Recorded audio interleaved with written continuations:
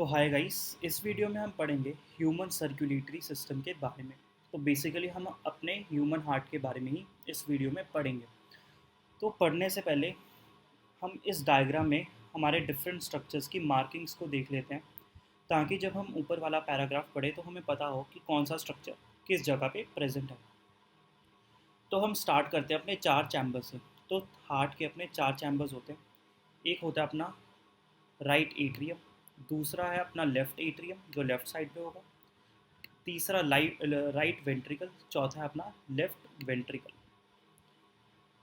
उसके बाद हम अपने राइट पोर्शन वाले हार्ट को अपना वीनस हार्ट भी बोलते हैं, क्योंकि राइट वाले पोर्शन में अपना डीऑक्सीजनेटेड ब्लड प्रेजेंट होता है।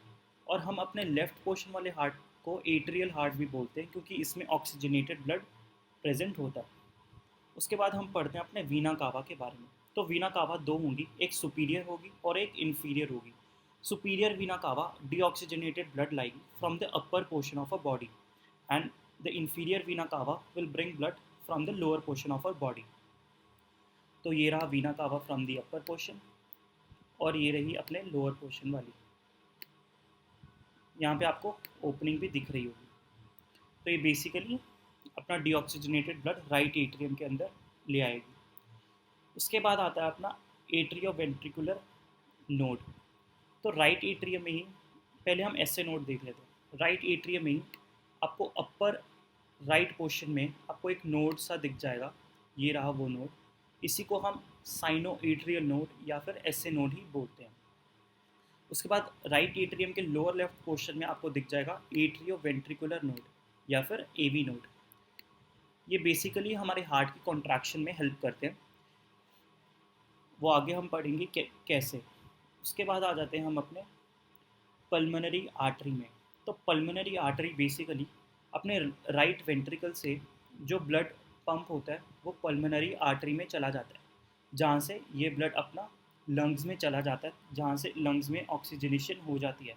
और वही ऑक्सीजनेटेड ब्लड अपने लेफ्ट एट्रियम में एंटर होता है पल्मोनरी वेन से। तो अपनी बेसिकली चार होती हैं पल्मोनरी वेन्स, इसमें आपको दो दिख रही होंगी। दो दो वेन्स अपने राइट साइड से आती है लंग्स की, और दो अपने लेफ्ट लंग से आती हैं। उसके बाद आपको दिख रहा होगा ये वाला स्ट्रक्चर, जिसको हम बंडल ऑफ हिस कहते हैं। तो बेसिकली जब एवी नोड से ही कुछ एक्सटेंड्स होते हैं फाइबर्स, और ये अपने इंटर वेंट्रिकुलर सेप्टम में फाइबर्स की तरह कुछ अरेंज होते हैं, और बिल्कुल एपेक्स पे आगे ये दो ब्रांचेस में चले जाते हैं। एक अपने राइट साइड को चली जाती है और एक अपने लेफ्ट साइड को चली जाती है। और इन्हीं फाइबर्स को हम पुरकिंजी फाइबर्स बोलते हैं। इनका रोल भी अपने हार्ट की कॉन्ट्रैक्शन में होगा।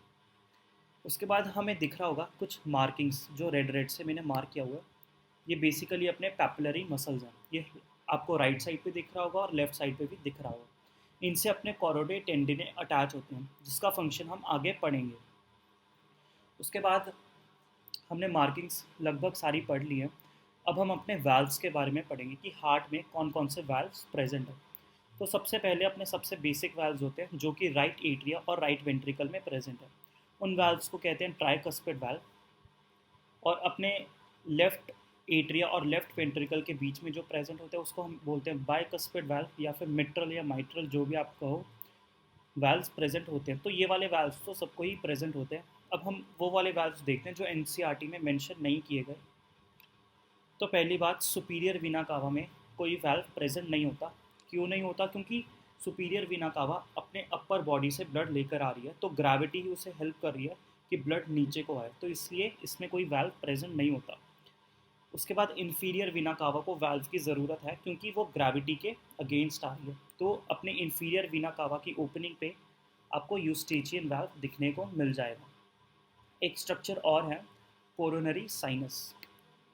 तो हमने पढ़ा कि वीना कावा अपने बॉडी के डिफरेंट ऑर्गन से डीऑक्सीजनेटेड ब्लड राइट एट्रियम में लेकर आ रही है। लेकिन हार्ट में भी डीऑक्सीजनेटेड ब्लड प्रोड्यूस हो रहा है, उसको भी हमें राइट एट्रियम में लेकर आना है। तो ये काम कर रहा है अपना कोरोनरी साइनस। तो कोरोनरी साइनस हार्ट का डीऑक्सीजनेटेड ब्लड राइट एट्रियम में एंटर करवाएगा। इसमें भी एक वाल्व प्रेजेंट होता है जिसको हम बोलते हैं थिवेशियन वाल्व। उसके बाद आ जाती है पल्मोनरी वेन्स। पल्मोनरी वेन में कोई भी वाल्व प्रेजेंट नहीं होता। अपने पल्मोनरी आर्टरी और अपने राइट वेंट्रिकल के बीच में एक वाल्व प्रेजेंट होता है जिसको हम सेमिलूनर वाल्व बोलते हैं। इसको सेमिलूनर इसलिए बोलते हैं, इसकी शेप आपको डायग्राम में भी दिख रही होगी, मून जैसी है, सेमी मून जैसी, इसलिए इसे सेमिलूनर वाल्व बोलते हैं। अपने लेफ्ट वेंट्रिकल और आयोटा के बीच में भी ऐसा ही वाल्व प्रेजेंट होता है। तो हमने वाल्व्स के बारे में भी पढ़ लिया। उसके बाद अब हम पढ़ेंगे कि पैपिलरी मसल्स का फंक्शन क्या है। तो पैपिलरी मसल से कोरोइड टेंडिने अटैच होते हैं और वो कोरोइड टेंडिने अपने वाल्व से अटैच होते हैं।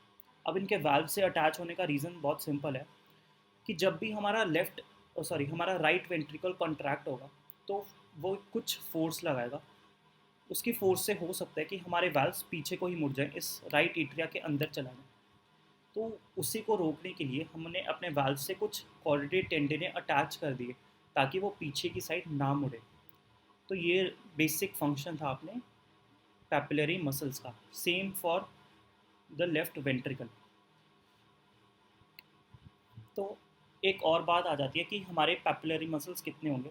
तो जितने कस्प्स होंगे उतने ही पैपिलरी मसल्स होंगे।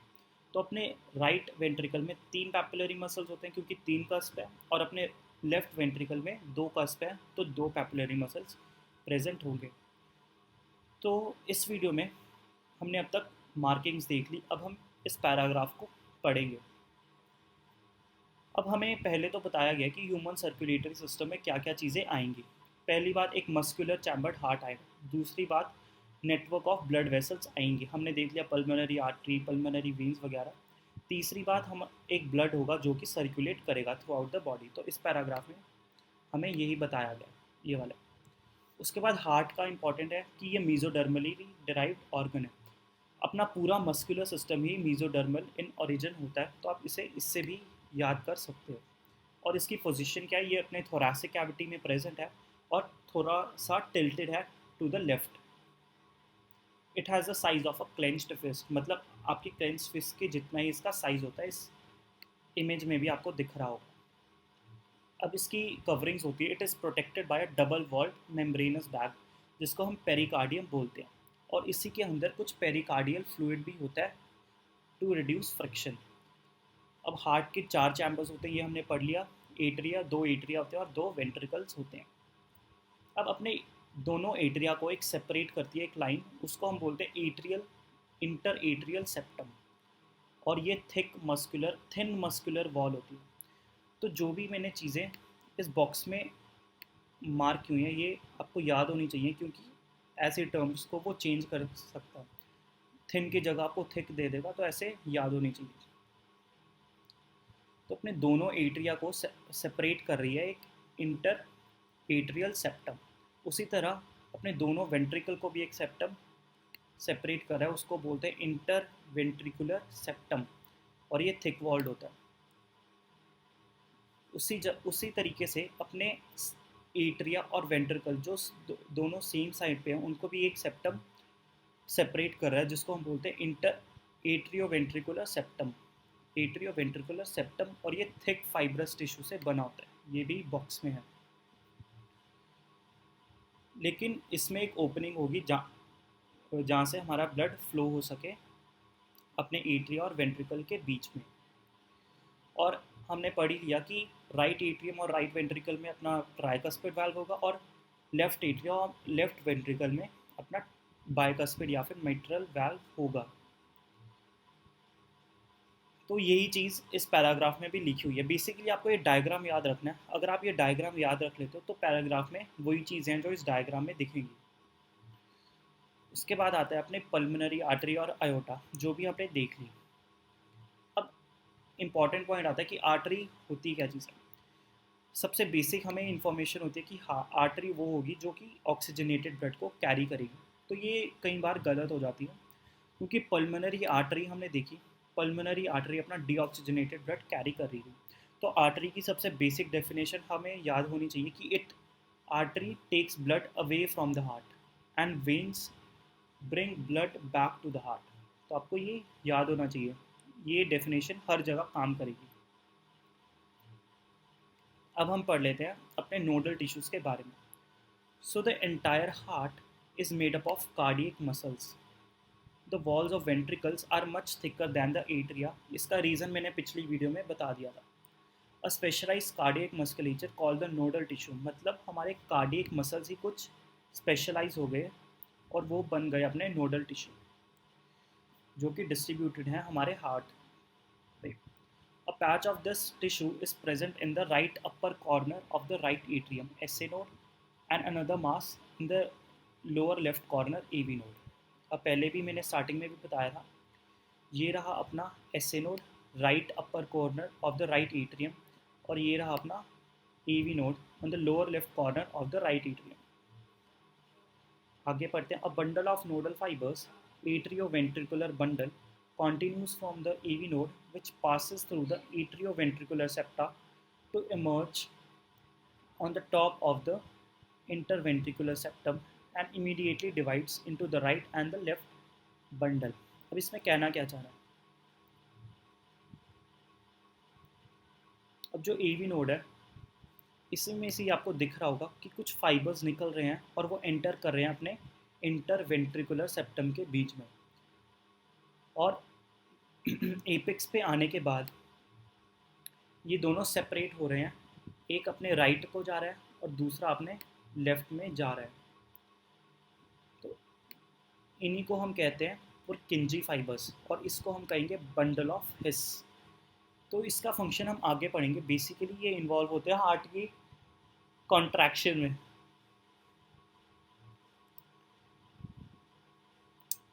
So these branches give rise to minute fibers throughout the ventricular musculature of the respective sides, called the Purkinje fibers. The nodal musculature has the ability to generate action potentials without any external stimuli.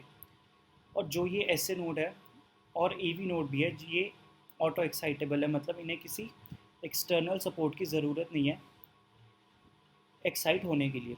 However, the number of action potentials that could be generated in the minute vary at different parts of the nodal system. तो ऐसे node basically हमारी एक signal को originate करता है, और ये signal हमारा जाता है AV नोड के पास.